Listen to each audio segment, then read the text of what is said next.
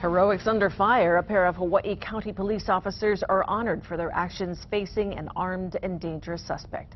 KITV4's Paul Drews has more.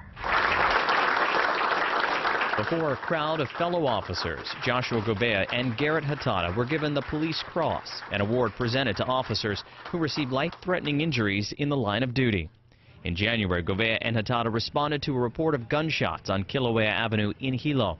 While checking parked cars that evening, the officers saw a man hiding under one of them. This man, Keaka Martin, according to police. When the two officers approached the suspect, he shot and hit both of them in the legs. But instead of being concerned about their own wounds, they were more concerned about others being in danger, including officers arriving at the scene. Officer Hatada, upon being shot, was able to return fire towards the assailant, again in protection of all persons present.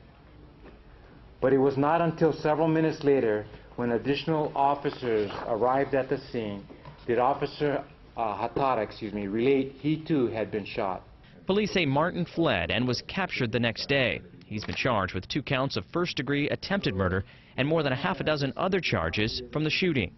These two, who were under fire, not only thought of fellow officers that night, they were also on their minds during this awards ceremony. Thank you for everybody that showed up that night to assist. It really means a lot to us that everybody came out. I think the award actually goes to everybody who walked into the darkness to find a guy that had no problem shooting a cop. It goes without saying that those engaged in law enforcement are often forced to face adversity. We then have an opportunity to distinguish ourselves in the manner with which we respond to that adversity. And clearly, on that night, these officers distinguished themselves in the highest tradition of police service. Paul Drews, KITV4 News.